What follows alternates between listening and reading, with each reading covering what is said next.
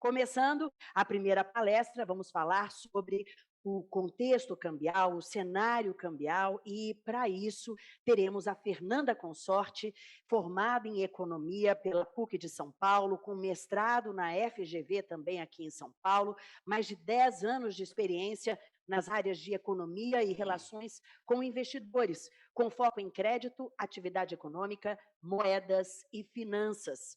Atualmente é economista-chefe e estrategista bastante disso, e essa pessoa é a Fernanda. Muito obrigada. Fernanda, bem-vinda. Obrigada.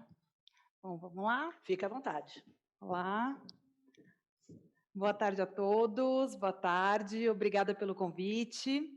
Um prazer estar aqui com vocês hoje, falando desse tema super fácil, que é sobre taxa de câmbio.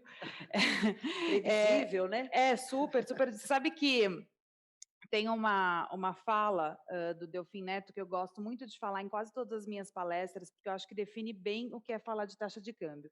Ele fala o seguinte, ele falou assim, tem duas coisas que podem levar o homem à loucura, o amor e os estudos da taxa de câmbio. Né? Então, vamos lá, estamos aqui para isso.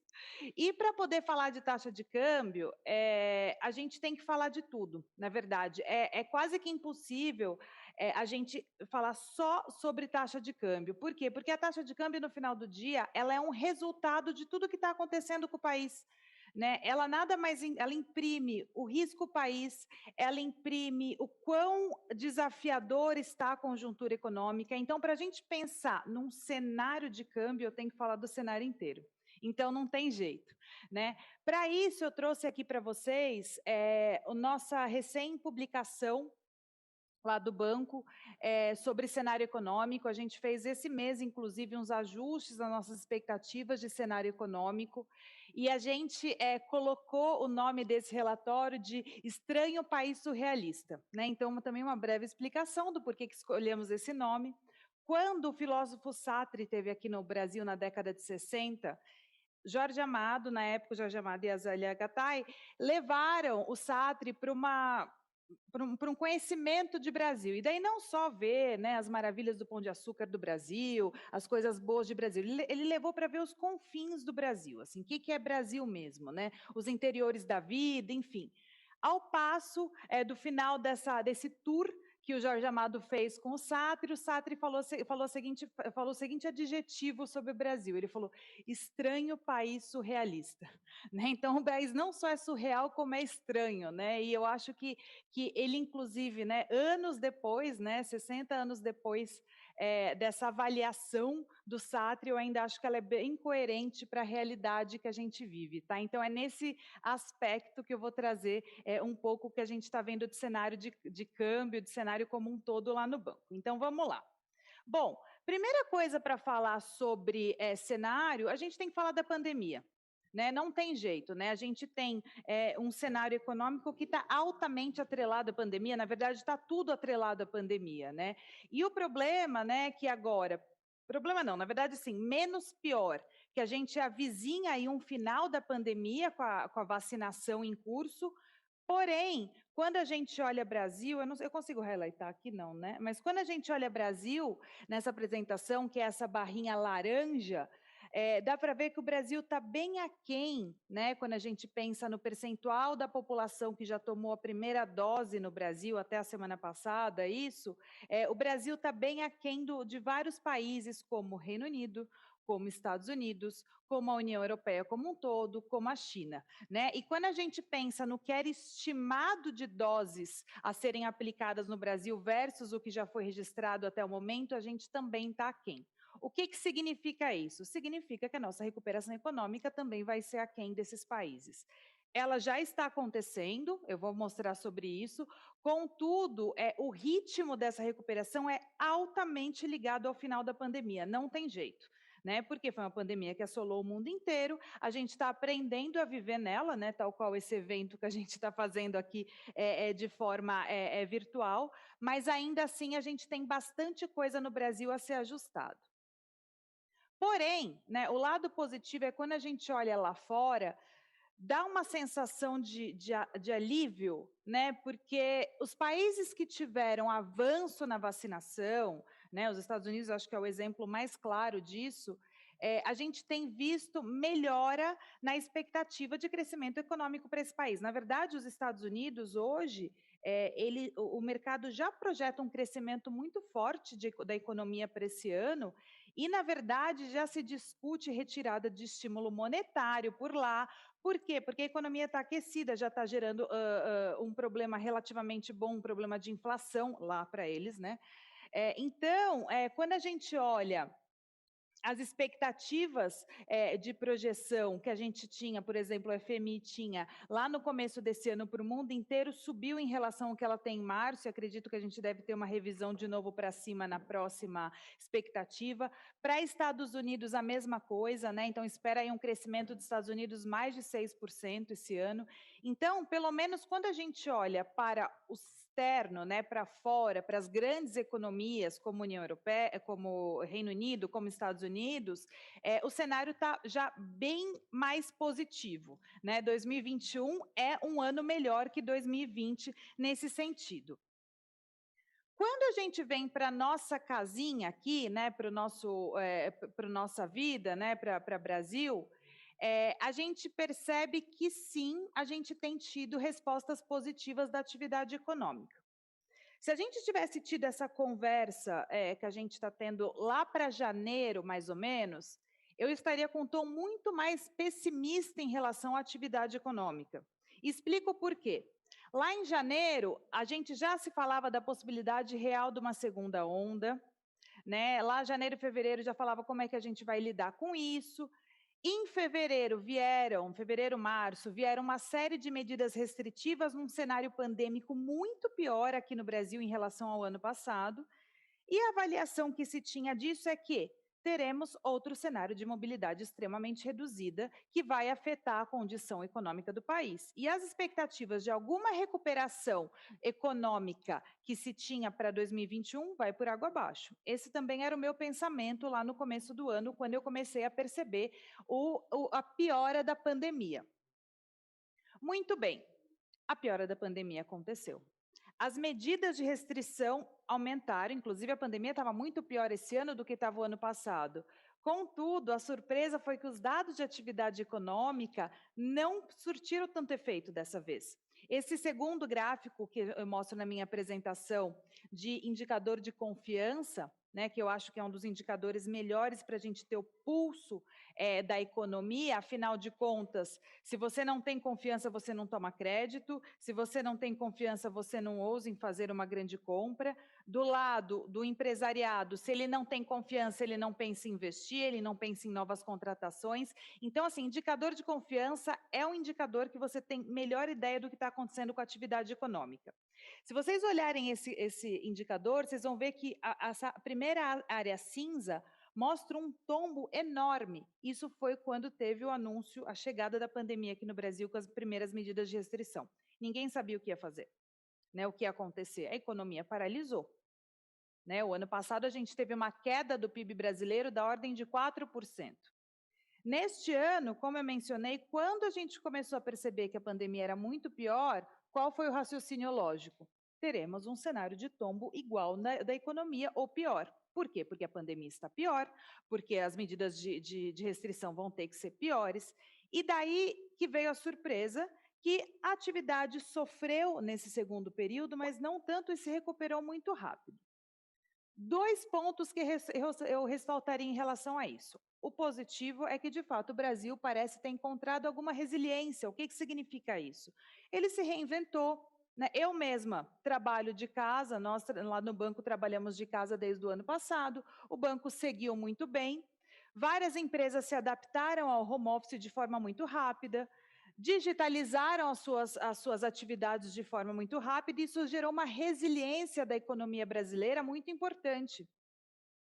Porém, essa é a parte positiva. Porém, teve uma outra parte, é que quando a gente olha o índice de mobilidade da economia brasileira, esta primeira área cinza foi a despencada no primeiro período de pandemia do ano passado. Esta foi deste ano. Ou seja, infelizmente, mesmo com a pandemia pior nesse ano, o brasileiro, na média, teve um índice de mobilidade maior, ou seja, não teve tanta eficácia às medidas de restrição como do ano passado. Então, portanto, nem tudo foi resiliência, entendem? Teve uma parte que, de fato, as pessoas não ficaram em casa e as atividades continuaram, né? Então, verdade tem que ser dita.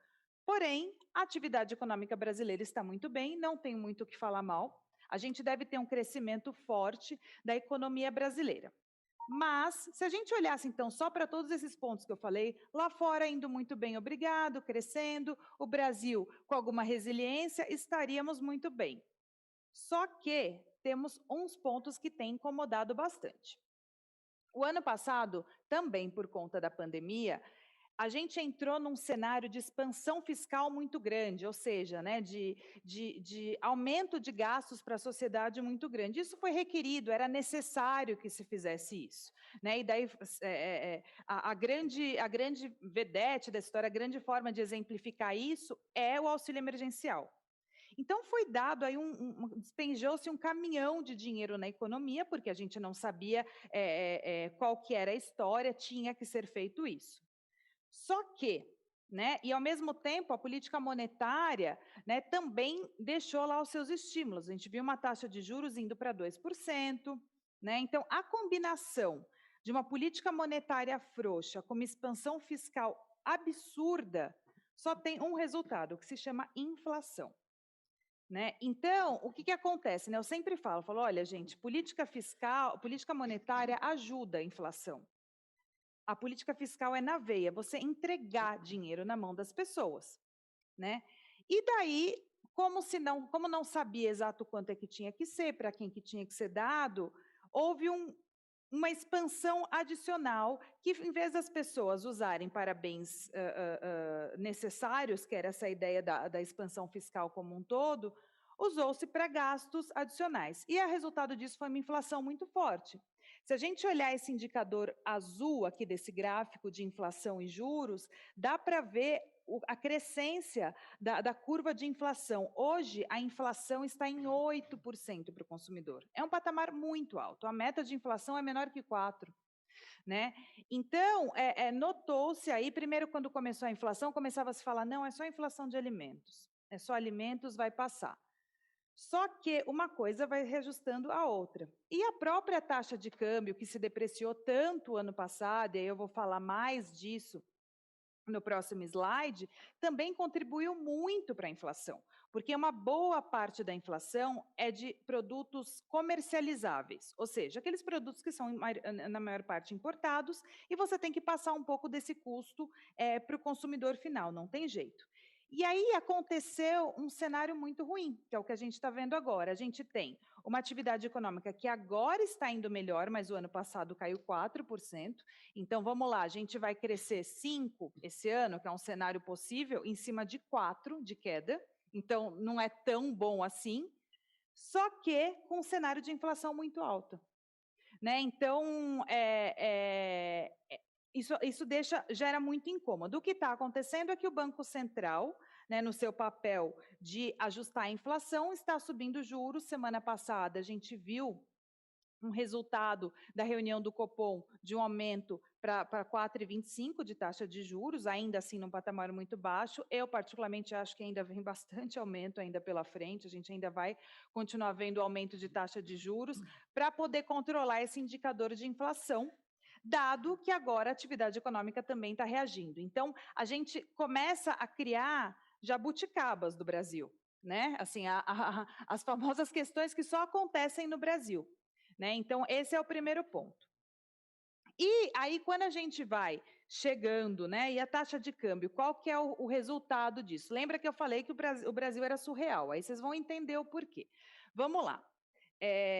Quando como é que você chega na taxa de câmbio? Né? Assim, como é que um país fala taxa de câmbio é 2, é 5, é 10, é 20? Como é que você chega nisso? Bom, você tem a diferença de produtos, então você pega, né, uma bola aqui, essa mesma bola nos Estados Unidos, por exemplo, vê o custo de produção e divide por esses preços e você chega numa taxa de câmbio implícita, que esse é mais ou menos o cálculo da taxa de câmbio real.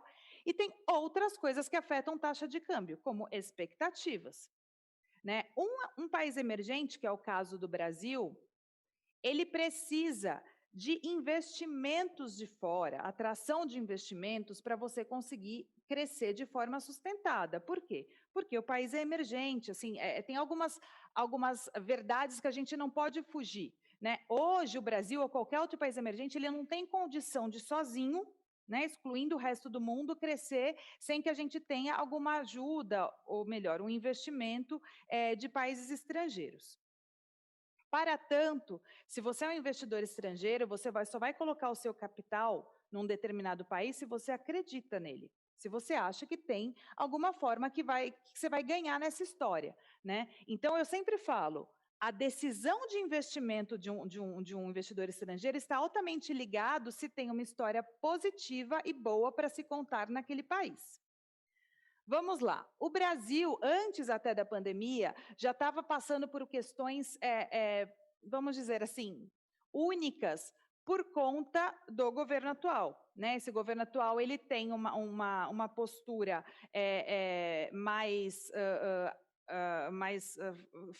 fala muito, né? Vamos estar tentando achar o melhor adjetivo. Pra... É difícil, é difícil. Estava tentando achar um adjetivo educado aqui, me faltou, pessoal, desculpa. Tudo é cringe, exato.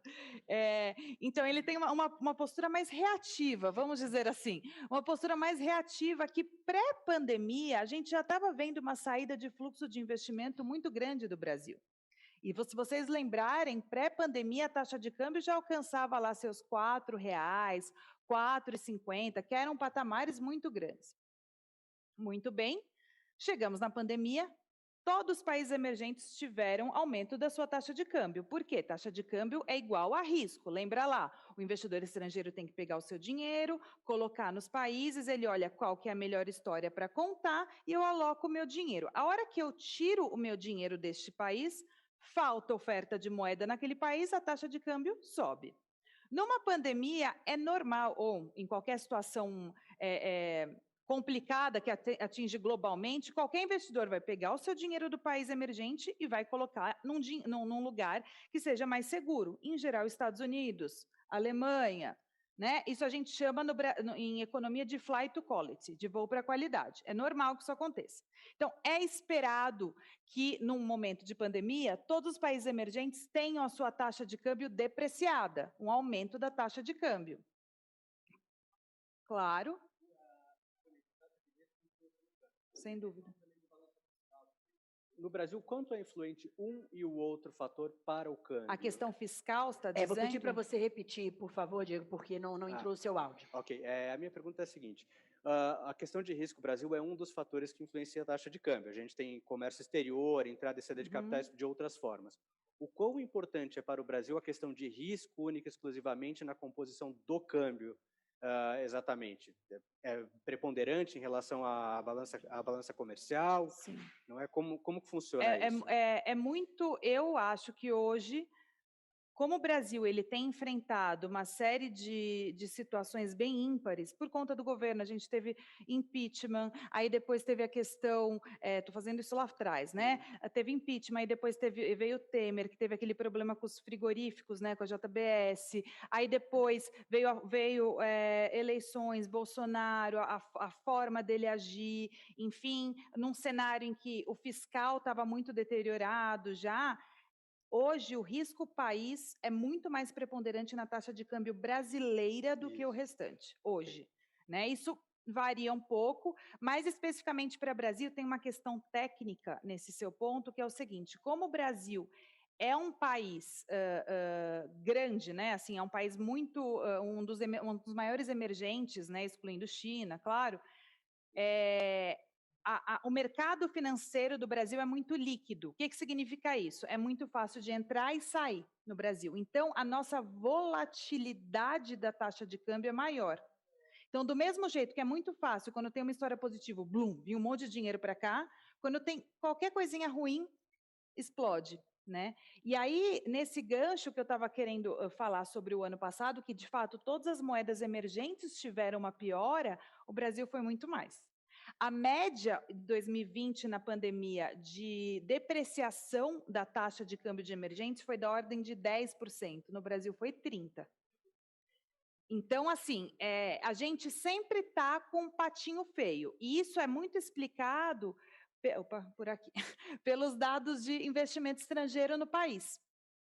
Pré-pandemia, a gente tinha uma ordem de 70 bilhões de dólares por ano de investimento estrangeiro direto no país. E investimento estrangeiro direto é tudo, a pessoa que investe numa máquina aqui dentro, é a pessoa que investe em ações, está tudo aqui dentro.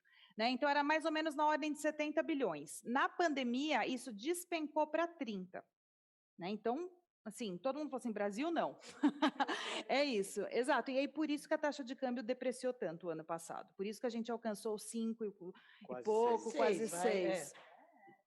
Né? Então, foi isso. Então, o risco é uma variável muito, muito preponderante. Hoje, especificamente hoje mesmo, pregão de hoje, né? Assim, a hora que eu estava vindo para cá, a taxa de câmbio estava 4,90. É um patamar mais baixo, assim, de muito tempo. O que está acontecendo é que, como a taxa de juros está subindo e se espera que a nossa taxa de juros suba muito mais por conta da inflação que eu acabei de mencionar, o mercado está fazendo o seguinte raciocínio: olha, o Banco Central brasileiro vai subir muito a taxa de juros, que eu acho que vai mesmo, os investidores vão colocar o seu dinheiro aqui dentro porque tem um retorno maior, né? Porém, tem outras coisas que podem acontecer nos próximos meses. Então, hoje, né, já colocando, falando um pouco que eu ia falar no final, hoje, a taxa de câmbio eu acho que está mais baixa do que ela vai ser nos próximos meses, meu chute, né? Porque taxa de câmbio, como eu falei, ninguém sabe.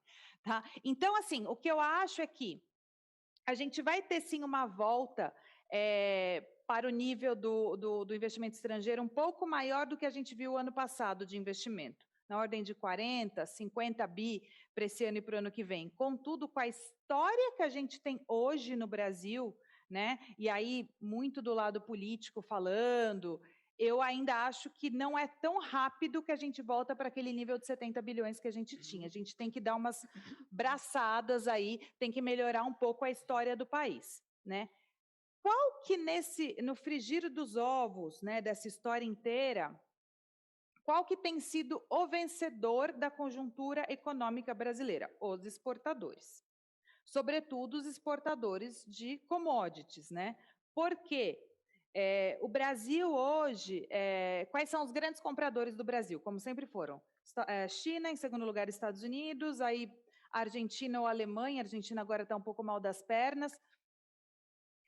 E daí, este ano especificamente, a combinação que a gente viu de taxa de câmbio muito alta e preço de commodities, né, soja, milho, trigo, subindo muito por conta da demanda da China, porque como eles estão se recuperando, eles demandam muito esses produtos, esses exportadores têm saído na frente no ritmo de recuperação. Então, por exemplo, o crescimento das exportações de janeiro a maio desse ano, só na indústria extrativa foi de quase 90%. Né? A agropecuária cresceu 40%, né? E até a indústria de transformação, que a gente não é muito competitivo, também ganhou seu quinhão. Né? E aí os países da Ásia têm demandado muito o Brasil, porque de fato eles estão aí na frente em termos de recuperação. Tá? Então, assim, óbvio que sempre vai ter um vencedor em qualquer conjuntura econômica, mas eu ainda acho que, como a taxa de câmbio é o grande termômetro da economia, uma taxa de câmbio ao redor de 5, pessoal, que seja 4,90 que está hoje, assim, não dá para falar que a gente está num ritmo saudável da economia brasileira, né? Acho que a gente ainda tem muito para andar ainda, tem muita coisa para acontecer. E daí tem umas coisas que acabam influenciando, sobretudo esse sentimento de medida de risco, que a gente tem CPI da Covid acontecendo, a gente tem toda essa história do calendário de vacinação, vai, não vai, chega a vacina, não chega. E o mais importante, que é o ano que vem, a gente tem eleições, né? E daí, historicamente, todos os anos de eleições no Brasil, todos, teve depreciação de taxa de câmbio. Por quê? Porque aumentou o risco. Se aumenta a incerteza, você acaba aumentando a taxa de câmbio. Então, com isso, né, quando eu olho aqui o que eu projeto de taxa de câmbio, eu falo, né, entre aspas, porque é o que eu chuto de taxa de câmbio, né, eu acho que para o final desse ano a gente tem uma taxa de câmbio mais para 5,20 do que para o 4,90 que a gente está vendo hoje no mercado. Depois vocês me cobram, vamos ver se eu vou estar certa. E para o ano que vem, um pouco acima, mais para 5,40, porque, como eu mencionei, ano que vem é o ano de eleição. Então, acaba sendo um cenário mais arriscado, né? E a gente sabe que as eleições do ano que vem não vão ser nada fáceis, né? O calendário eleitoral já está sendo antecipado, né? A gente já tem aí praticamente 2 candidatos principais, sabemos que teremos uma discussão de novo muito polarizada, e isso certamente deve afetar os ânimos dos investidores. De crescimento econômico, como eu mencionei, para esse ano, eu acho que a gente tem um crescimento positivo de 5%, muito bem. Porém, para o ano que vem, eu acho que a gente fica mais perto de 2%. E o que significa isso? Que o crescimento desse ano ele é muito mais inflado pela base baixa do ano passado do que um crescimento estruturado. Para isso, a gente precisa de investimento, que é aquela história que eu já mencionei dos investimentos estrangeiros. Se eles não vêm, eles não vingam, isso bate em atividade também. Tá? E aí eu acho que o que vale a gente ver é essa discussão da taxa de câmbio, perdão, da taxa de juros, né?